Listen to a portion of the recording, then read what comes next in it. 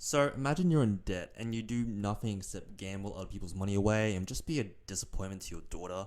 This random businessman walks up to you one day. He wants to play a simple game. You both have this folded paper tile and you win some money if you can throw your tile down and flip over the opponent's tile on the ground.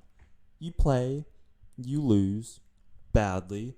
You get slapped every time you lose. You only really manage to win one time and you get like a little bit of cash at the end, whoop-de-doo. The suit gives you a business card and asks you to call a number if you want to play some more games, get some more money. And at this point, you've already been slapped like 100 times, so it's very clear you suck at games. What do you do? Ooh, well, you keep playing there. It's not much of a TV show if you just go back to your terrible life. So you call them. They take you away to a magical island with a bunch of other people in debt. Get to play a few more games. Except this time, the penalty for losing isn't a slap, it's a bullet to the head. That's Squid Game for you. It's the newest show from Netflix, made in Korea. If you've seen any sort of like battle royale or death game TV show or movie, you already know what it's about. Morality and empathy are out the window when you're in a millionaire hot seat dangling over a volcano. And to make it clear, this show is gory. It starts off with some simple blood splatter from the gunshots, but you get some meaty scenes like the inside of someone's head after they've fallen to their death and glass embedded into people's stomach. It also has some great twists like players finding out that killing people isn't exactly against the rules. The gears start turning like, wait, didn't these soldiers stop killing before? Wait, no, that was during the voting. They were trying to keep up the democracy. They don't care too much if you were to kill another player outside the games. Well, I guess when you do keep watching, they will step in if you're like grounding down the player count too much. Not much of a game if there's not many players. This show can get a bit too much show instead of tell.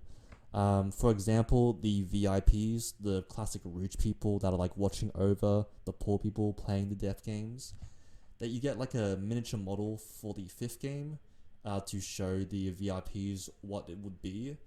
And then when it's revealed, the actual full size, it's a bridge, the full size bridge, one of them just exclaims like, wow, it's bigger. No fucking shit. Of course it's bigger. What is this? A death game for ants? Talk about the games. One of my favorite episodes is the marble game. It's great. It's just so much despair in one episode. Like Gi-hoon, our main character, taking over this old man's dementia to try and win. Ji-young creating a bond with San-byuk, the two females in the game, talking about what they would do if they were to win the game, if they were to escape, and then one of them sacrificing themselves so the other can go through.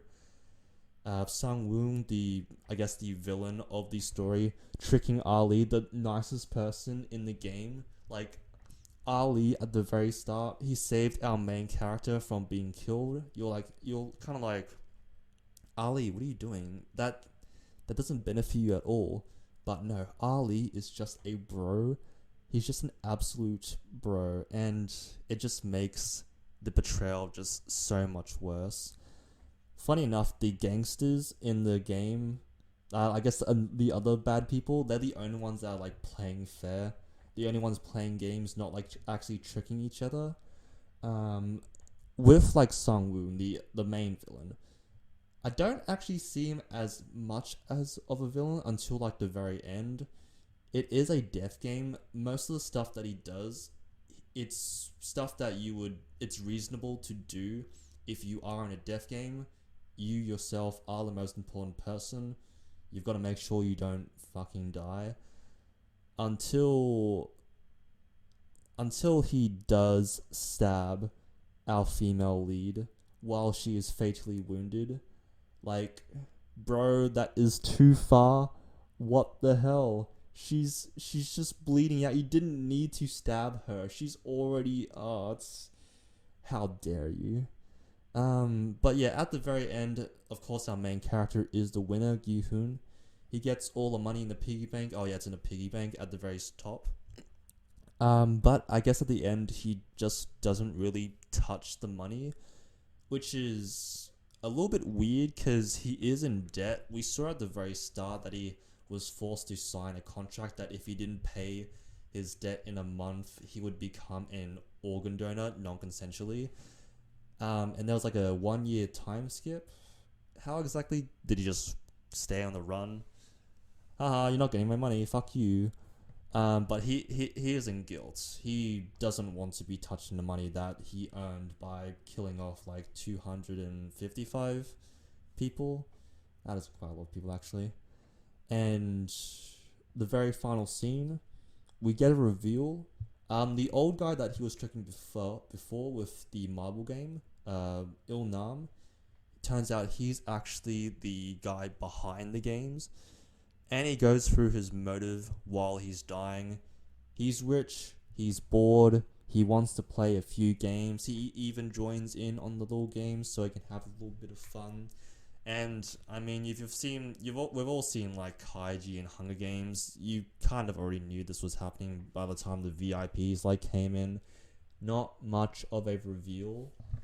And at the very end, Gifun's just like, you know what? I'm mad. I'm going to get back at these people. I'm going to go back to the Squid Games. And that's how it ends. It's a little teaser for season 2.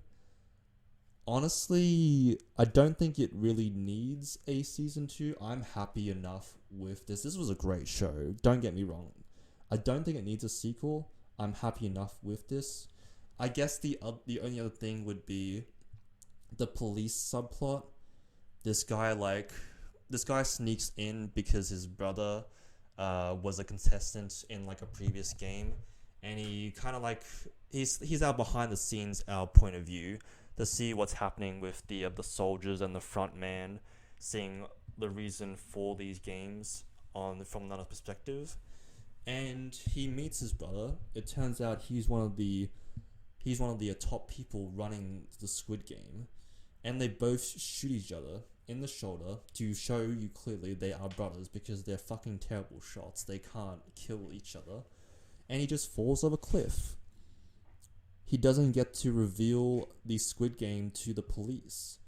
So that may be something that comes out in season 2. I probably don't think he's dead because of that shoulder shot. So maybe that is something to explore. I guess we'll see. I'm pretty sure I saw like something saying the director like had like a bunch of stress, especially with like the COVID happening. They probably won't be able to get a season 2 out anytime soon. But yeah, this is a great show. I don't think we need a season 2, but I wouldn't complain if they are able to improve on what they have already given us. Yeah. If you like this video, give us a like, comment, subscribe. Tickle my balls, I don't care. That's it.